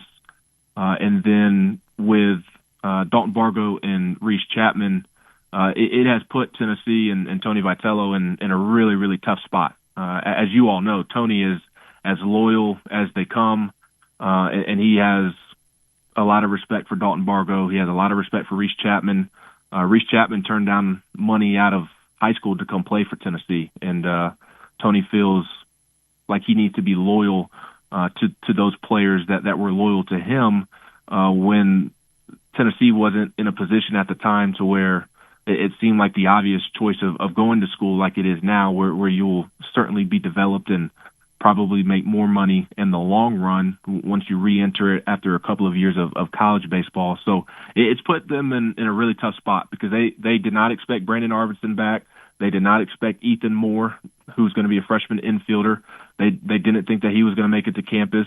Obviously, you had good news with Cameron Appenzeller and Henry Ford. So you lost the guys that you lost. You knew you were going to lose going into the draft, and if DJ Newman does not sign, then you're not going to lose anybody unexpectedly, which is obviously a great thing. But now that has put a premium on roster spots for Tony, and it sounds like they're in the low 40s right now, and they're going to have to get down to 37. I think Tennessee's going to – I know 34 has been the talk, but it sounds like they're going to have that roster be able to get up to 37 because of some of the grandfathering rules. And you had a high school signee have Tommy John, and I think Tennessee and the administration is going to be willing to help Tony to where that Tommy John does not affect a roster spot for next season. I hope that made sense. But with Bargo and Chapman, from the outside looking in, what I would do if I was Tony is if there is room for them, I'm all ears on bringing them back. But the position that you envision them playing, are they in the way of like the guys that you were mentioning? Is Dalton Bargo coming back? Is that going to block Blake Grimmer? That's right. Reese Chapman coming back is who is that going to block? And I think the good news is potentially if they were to return is I don't know that there's obvious names that either of those two specifically would be blocking, because in left field and third base, those positions are kind of open right now. I expect Manny Marin to work at shortstop in the fall. I think Chris Newstrom's going to work at second base in the fall. I think Jay Abernathy's going to work in center in the fall. So that leaves third base and a corner outfield spot open. So if you have room and you don't think that they're going to block any of the young talent that you want to get on the field, then I'm all for bringing them back, and I think that would be a smart decision. Chapman and Bargo, they're streaky. They can be frustrating at times, but they're still good college baseball players at the end of the day, and I think it would kind of be the icing on the cake. But we'll see. At this moment, I think Chapman's more likely than Bargo. Yeah, you think Chapman's more likely than Bargo? That's pretty interesting. Chapman, we're going to handicap him over Bargo. Sean asked you that question, right? And it's kind of unseemly to bring it up, but how do I, when Tony's on here tomorrow, how do I not bring that up to him? I have to, don't I? Ben, don't I have to bring that up to him? I would bring it up. And as Jason Swain always likes to tell me about the tough questions, it's up to the person answering to make sure that they don't want to say anything that they don't want to say. Well, he was in that position, like when he was playing wide receiver, and he knew that people were trying to pry things out of you. There's something going on in your locker room. People know whatever it is. And or, hey, about your playing time or about this or usage or targets. And it's up to you to say, hey, man, I was going to be a good teammate over here, or I'm not happy with with whatever's going on here. So I am going to bring it up to Tony. I don't know how into it he's going to be.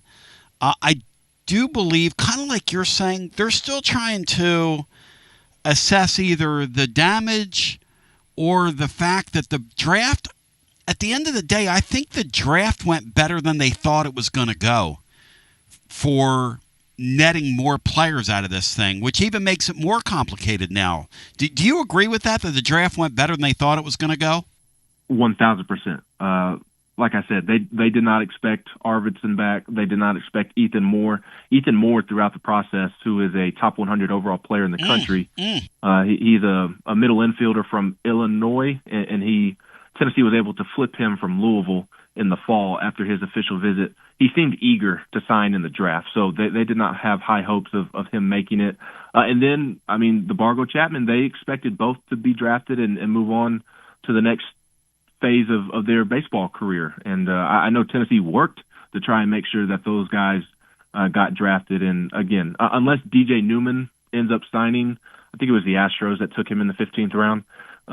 If he ends up signing, he would be the only one that was a bit of a surprise. But if he makes it to campus, then you did not lose anybody out of nowhere. The guys that you lost, Steele Hall, Billy Carlson, Cruz Schoolcraft, the three high school signees, they were all first-round picks, and you knew they were gone months ago.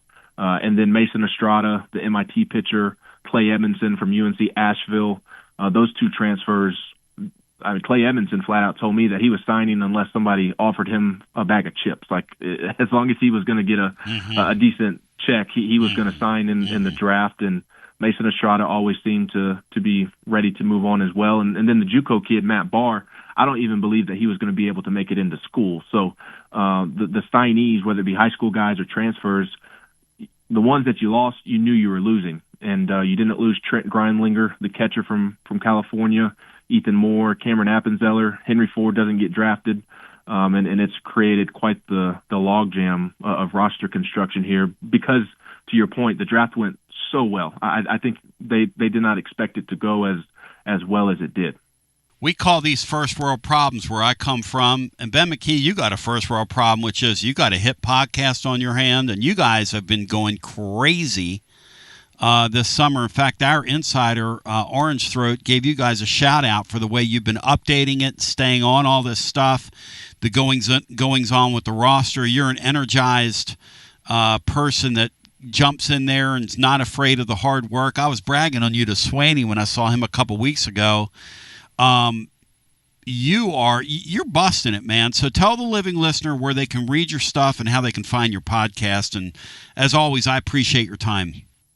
Yeah, I appreciate you having me on. And really, it's kudos to the fans. There's so many who are interested in the baseball program, and I kind of view it 1A, 1B with basketball in terms of interest. Of course, that's behind football, but it's kind of a new world where people care as much about baseball coverage as they do basketball coverage, and so I try to give the baseball program the same respect as I do football and basketball. And if I'm going to cover something, I'm going to leave no stone unturned. So, and that's a credit to the fans, Tennessee's fan base, allowing us to provide that coverage. But they can find all of it at GoVols247.com. Heflin and I should have a podcast tomorrow. I think we're kind of waiting to see what happens with Chapman and Bargo officially before we record. But we'll have a Diamond Vols podcast up, and of course there's plenty of written baseball coverage and football coverage as well. SEC Media Days and fall camp starts 2 weeks from today. So all the Tennessee athletics coverage you need can be found at GoVols247.com. Keep it up, my man, and keep doing what you're doing. I appreciate you. Y'all have a great rest of your week. Man. Be blessed on your TLD Logistics Hotline. Ben McKee.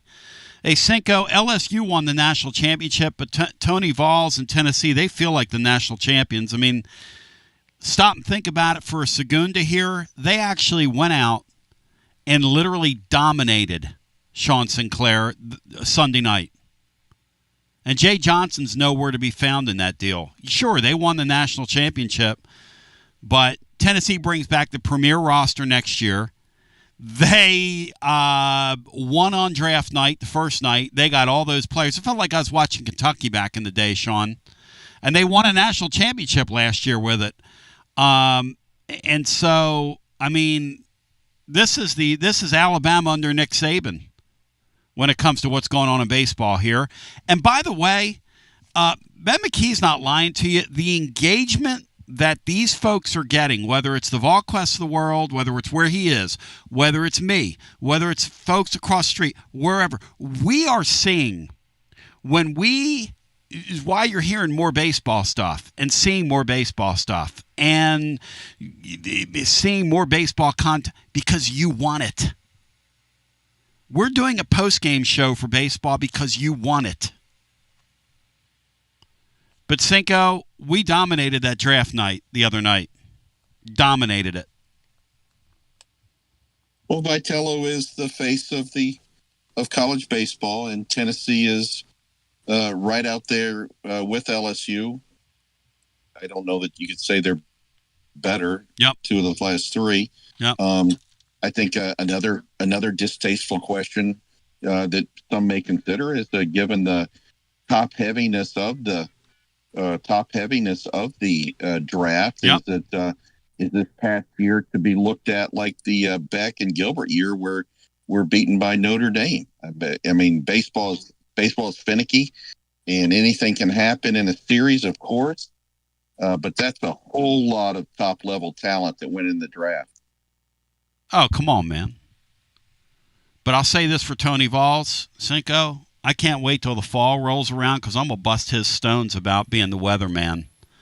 But I'm going to leave it alone for now because tomorrow we got serious things to talk about. But when we get him back in the fall and we're down there at Calhoun's and he's down there riling up the crowd and all the ladies in the crowd. And maybe he'll bring his hat out that I can wear because he's a UFC fashion plate now over there with Joe Rogan and all the bros.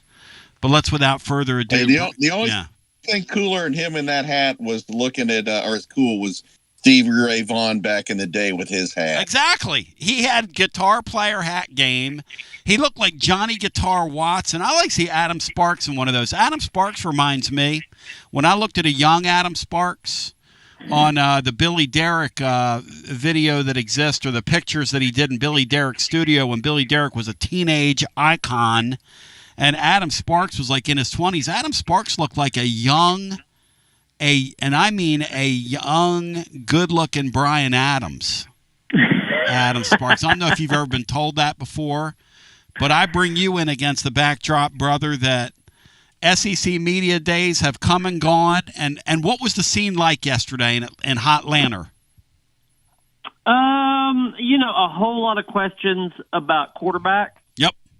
Which we expected that. I've gotten sort of some, I don't know, maybe expected reactions, but odd reactions from some in the fan base. Maybe reading this in different ways. So many of the questions yesterday was about Joey Aguilar because he's the invisible man. Like, we haven't talked to him. Now, that's been strategic, is my understanding. He wanted to come in, keep a low profile, sort of wanted to be the anti-Nico. Just, get to know his teammates, work hard, learn the offense.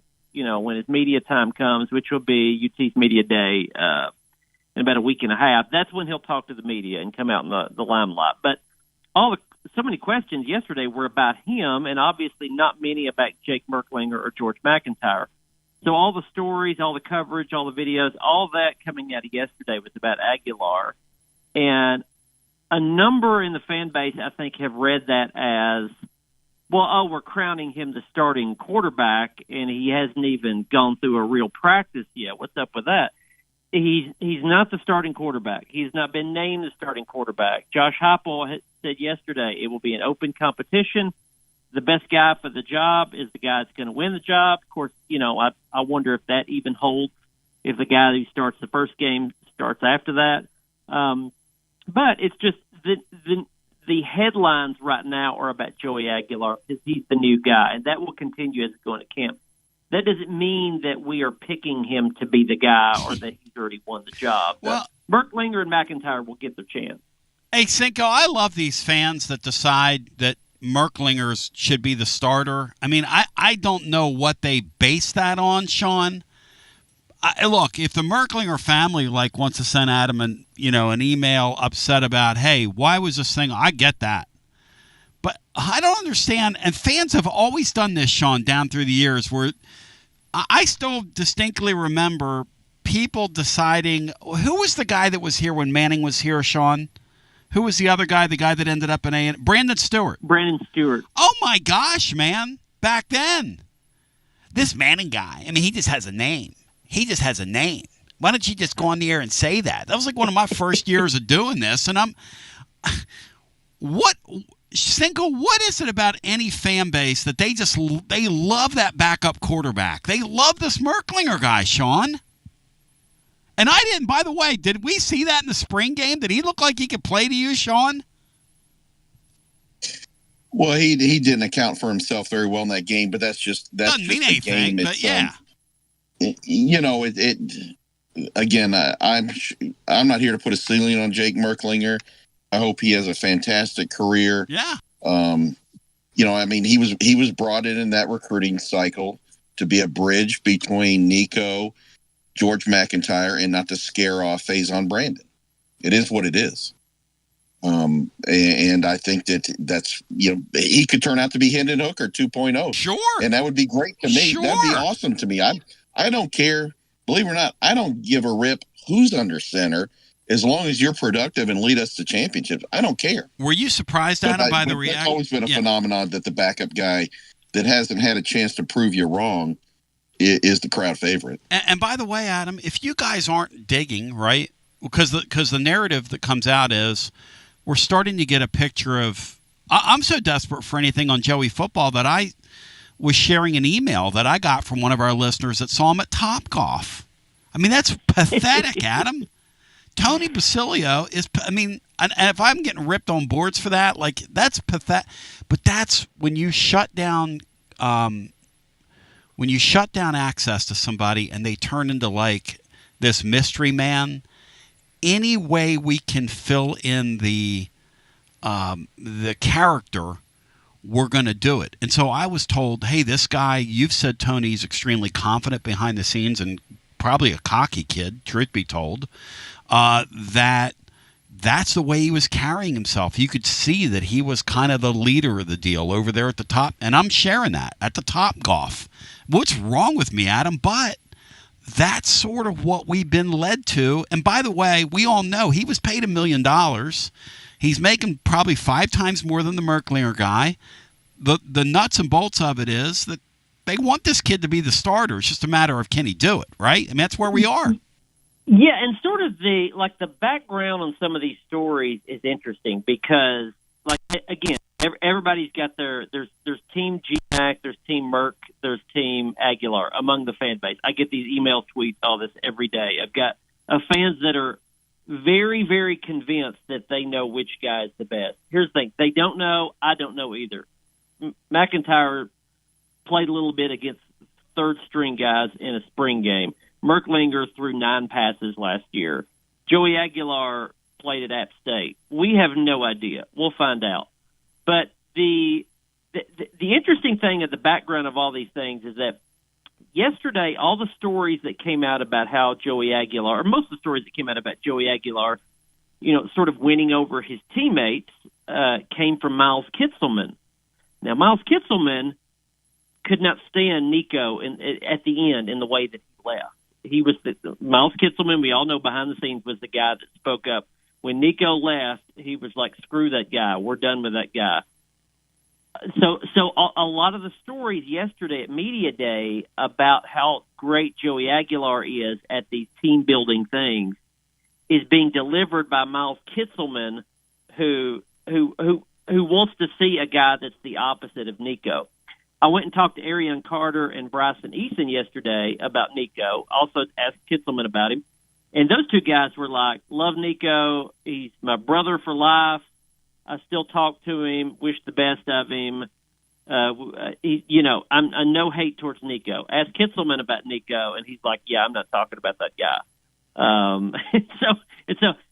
So my point is, when we get closer to fall camp, when we talk to all these guys at media days, what will we hear from other players about Joey Aguilar compared to Merklinger, compared to GMAC? Because right now we're talking about the fans that are split on these guys. Is there a Merklinger faction, a GMAC faction, and an Aguilar faction on the team? Because most of what we have heard from is the Joey Aguilar faction, which is the president of the fan club there is Miles Kitzelman, and he was the one offensive player that was at media days yesterday. I just think that's interesting. Well, and that's got weight because let's face it, Kitzelman's a team leader. Josh Heupel is an emotionally intelligent guy. He's not going to give you anything in an interview. He's not going to give you anything in a press conference. But one thing we do know about his maneuverings behind the scenes is he's a pretty emotionally intelligent guy. They're not going to bring the guy to media day that's not the kind of the leader in the room. And when we say the room, in all these rooms, in all these locker rooms, there are guys that are seen as the leader that people want to be around. And you know, the funny thing about a Nico is, Adam, and you and I talked about this off the air, I'm not sure Nico had that makeup where he was ever going to be kind of the guy in the room. Generally, that will come from a quarterback. The things that Kitzelman shared with you yesterday, and with those from the Tennessee contingent that were there in the media on hand to cover that, speak to the fact that already this young man who I have dubbed Joey Football, which, you know, I don't think that's over the top at all. I mean, giving him that moniker, but it looks good. That the things he said about him, to me, speak to a kid that's taking ownership of this early on. Yeah, it tells you that he gets it. I think that's the one thing we can take away from this. A lot of fans have asked me, like, you know, well, does it really matter that Joey Aguilar goes and hangs out with all these guys? He bought his offensive lineman dinner, so on and so forth. Well, it at least, at the very least, what it tells me is that he understands the job. He understands that he needs to do those things, that it's natural to him. I mean, he got on campus, he immediately reached out to his offensive lineman and said, I'm taking you guys out for dinner. And then he gets with Kitzelman and some other players and said, hey, do you guys play Fortnite? Yes, we do. Okay, I'm going to play Fortnite with you guys every night. And then he gets with some other guys and says, you guys hang out at the pool. Text me whenever you guys hang out at the pool. That's probably wide receivers, by the way. That's very a wide receiver thing to do, is hang out by the pool. And so that grew and grew. It just shows you that, like, he understands what the job is to go and to reach out to guys. He does it naturally. Of what I know of George McIntyre, that's sort of who he is too. He did that a lot with the recruiting class coming in. Jake Merklinger may as well too. I just don't know that much about Merklinger because he was not an in-state guy coming out of high school, and we just didn't hear much from him last year. What's going to determine this is when they get into camp, and the players will know it. They'll be able to tell, and the first judgment will be on Aguilar. If, you know, I won't say it's Aguilar's job to lose, but it's sort of his to win. Yep. If he comes in and looks the part and the offense is running smoothly, the players will say, okay, this is the guy. If he fails at that, then I think you start looking at the other two guys. But it's if Aguilar can fill the role, the players will look at that and say, okay, this is the guy that's been picked, and it looks like he's up to the task. And we'll hear the whispers, too. That's the thing about it. We'll hear the whispers. Yep. Nobody's going to say anything on the record. But last year, the whispers were way over the top about Nico. The expectations, the belief the staff had in terms of what he knew, in terms of what they thought he knew versus what he knew, which is why we saw them warp things down after the Oklahoma game. I mean, all that. So we've got to take sort of what we hear with a grain of salt. But this kid at least has to look the part on the front end when they get there. And has he had enough time to learn enough to look the part? And none of us know the answer to that till we get there, Adam. It's pretty interesting. Well, and, you know, it was funny that Heupel, I've written about this and talked about it, but Heupel brought it up last year, is that this is the first quarterback competition, real one, that Tennessee's had since 21. Good. And, I mean, Heupel picked the wrong guy. then. He actually brought that up at media days yesterday, which I thought was a little odd. Mm-hmm. He said he picked Joe Milton. By the way, I watched fall camp there. I thought Joe Milton was the better one. He just looked better in practice. You get into a game, Joe Milton was worse when he got hit. Hendon Hooker was better when he got hit. Mm-hmm. In practice, you don't get hit. That's why that happened. Mm-hmm. But Josh Heupel brought that up. Well, if you think back to that year, Milton had one game against a bad team. I think it was like Bowling Green or something, and he was okay, but not as good as he should have been against a bad team. Mm-hmm. And then he wasn't great against Pitt before he got hurt. And Pitt, is sort of a pretty good but not great team. Well, this year you've got sort of a similar setup. It's just the games are flipped. Syracuse will be pretty good competition, but not great. And then ETSU after that is the game where you should light them up. Whoever wins the job, let's say it's Aguilar, if he's just mediocre against Syracuse, it's not really there, but they win the game. And then ETSU, he doesn't hang a big number up there against a bad team. Then you sort of look at that third game, Georgia, as more of the Milton Hooker situation where, okay, now you got to pick a guy. Are you good with this guy, what you've seen so far, or do you need to give another guy a shot? And so I think the schedule is interesting there because whoever gets the job to start is going to have two games where there's every opportunity to show that Josh Heupel made the right decision. But you probably need to figure it out by Georgia. Yeah, because you could have, we've seen it. You could see a scenario where you could have a quarterback change in the second half of that game if it's not going well, because you've got to pivot if you think you've got another option available to you. There's so many moving parts here. Obviously, the quarterback thing, you can overstate it, how important it is. It's hard to understate it, how important it is in today's day and age. And Adams, you always bring it to the table, my man. And I'm glad you popped for the Bryan Adams comparison because you do bear resemblance. I was looking at you. I was like, man, give that kid a guitar, put him up on stage, put me back in 1985 when I was rocking to tunes like Run to You and Cuts Like a Knife back at the Mann Music Center in the summer of 1985 in Philadelphia. And you're my man. If folks want to read along or follow you, how do they do so? And I appreciate your time today. Yeah, good to be on. Print, News Sentinel, online, knoxnews.com, and on X at Adam Sparks. Love you, man. Thanks. All right, y'all have a good one.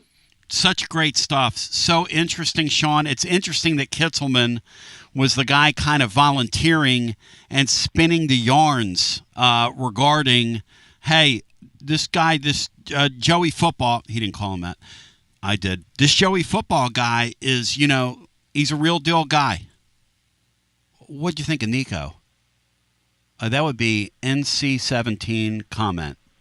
No comment. And if I did, it would be 17 and over if I really told you what I thought. We'll come back on the other side. We'll get a few calls in. I'm getting out of here. I only had 2 hours to play today. I was expectation managing. I'm in appointment / what would we call this? Sales mode, seeing people, whatever you want to call this.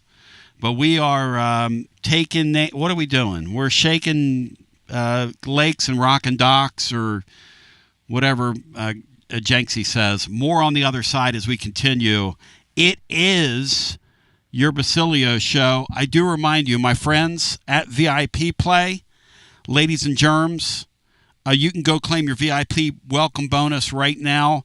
Major League Baseball gets back underway. If you took Kyle Schwarber in the swing-off last night, you made a lot of money in the swing-off. Brian, what did you think of the swing-off last night with Schwarber hitting the 3 Schwar bombs? Only saw highlights because I went to sleep. You and the rest of America. But don't you sleep on this great deal from VIP Play. Go get your welcome bonus. You bet $5 or more, $100 in bonus bets are yours instantly. The promo code is TNTony. All 12 lines for Tennessee football are out. We've got a video up on our YouTube channel with the great, and I do mean the great, Robert Killer Kowalski, talking about that fact. They're the first sports book in the state of Tennessee that's accepting wagers on all look-ahead lines on Vol football. Jump on there and see what we're talking about. Also, 200 leagues are live. The Open is this week. Those of you, I'm in a golf household. I'm not a golf person, but they call it the Open. Lauren Anthony here. And my daughter is into the sport of golf now. And, you know, I'm just over here strumming my guitar. What do I know? But they call it the Open. Also, we're live with 200 leagues, numerous bet types, props, options. It's all there. Everybody gets treated like a VIP at VIP Play. And if you have a gambling problem, 800-889-9789, 21 and over, located in the state of Tennessee to place a bet. Phone calls on the other side after this. Severe on the TLD Logistics Hotline. Online at tldlogistics.com. Next week with your Knoxville Smokies is huge. Who's ready for Christmas? Well, good, because Santa, Mrs. Claus, and the whole gang will be warming up at Covenant Health Park on Friday. Wrestling night with live matches after the game on Saturday, and bring those kiddos out to meet Peppa Pig on Sunday. I'm Peppa Pig. Grab your tickets now at SmokiesBaseball.com. Knoxville Smokies. Whether it's baseball, football, softball, church groups, or schools, if you're raising money, do it with locally roasted Grade A Grounds coffee. I'm Billy Miller, a Vol alum and Knoxville native. You keep 40% of sales, and we donate 5% back to our East Tennessee community. Get started today by visiting our website at gradeagrounds.com. Since 2001, Pipe-Wrench Plumbing, Heating, and Cooling has been the trusted and preferred name for over 70,000 Knoxville locals. Looking for expert plumbing services and HVAC services, including repairs, replacements, or maintenance.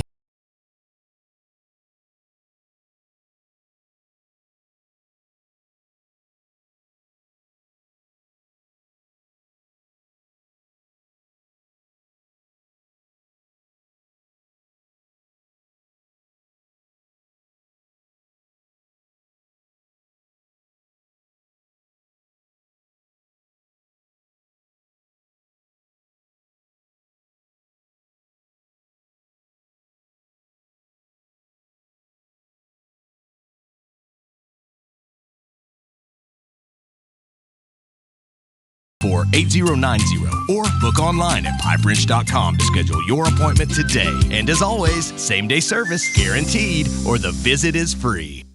Hi, I'm Jim Simpson, owner of Simpson Meats. When's the last time you grilled a really good burger or steak? One your friends still talk about. Our goal at Simpson Meats is to make that happen every time you have a cookout. All of our cuts of meats, steaks, burgers, briskets, and pork are always fresh, flavorful, and sustainably sourced. We are family owned, so we know the importance of knowing how and where your food is raised. We have been putting quality first since 1888. Visit our butcher shop off Lovell Road or online at simpsonmeats.com. Life never stops moving. And between the 30-minute commutes, daycare pickups, weekly soccer practice, Tuesday night yoga, X number of coffee runs, and that weekend trip to Grandma's, you're racking up the miles. What you need is a tire that can keep up. A tire designed for doers. A tire that's going to last. Like the exceptionally long-lasting Michelin Defender tire. With an 80,000-mile warranty and the safety and comfort you expect, you can forget all about the miles ahead and focus on getting to your destination or conquering your to-do list. Fleet Tire, I-275 exit 1B at East Woodland Avenue in Knoxville. That's Fleet Tire, I-275 exit 1B at East Woodland Avenue in Knoxville. Fleet Tire. Basilio here for Budget Transmissions. TGMD, the great Matt Dixon, took his Ford Escape to budget, and like our gold bullet back in the day, it was a total mess. And now, Matt's back in the game. He's got a new transmission, axle, wheel bearing, both radiator hoses, engine mounts, coolant hoses. I mean, his Ford Escape was about to escape to the junkyard, but he didn't begrudge it. He took it to budget, and now he's on his way back to Omaha. Budget Transmissions, over 30 years in business, conveniently located in Bearden. All extended service contracts are honored. A gold certified Repair Pal member. 865-584-4391. 865-584-4391. Budget Transmissions. Don't begrudge it. Take it to budget. Hey there, Basilio family. Jennifer Morris here with Keller Williams Realty. The countdown to fall football is on. Is your fall plan missing the perfect home to watch the Vols make another playoff run? If a new view is on your game day checklist, I'm ready to help you find it. Don't wait until kickoff. Give me a call today at 865-694-5904 or visit my website at nextmovesmokymountains.com. That's nextmovesmokymountains.com, and go Vols. Tony B here with the great Zakai Ziegler for Hey, whoa.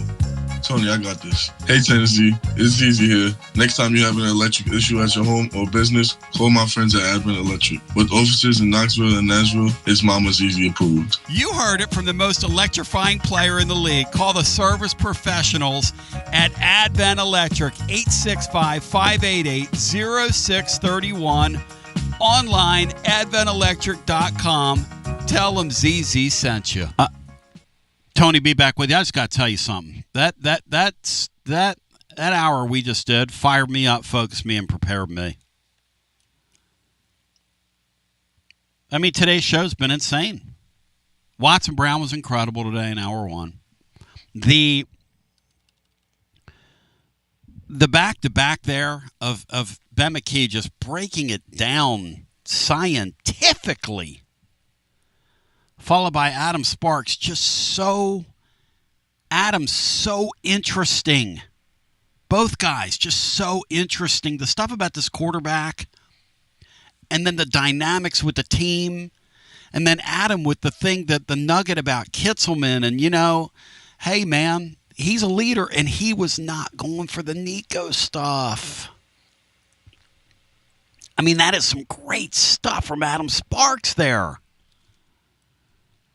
That wasn't good. That was great. And then the ramp up to this and how interesting it's going to be. And, watching the staff sort of thread the needle with this deal. Cinco, are you back?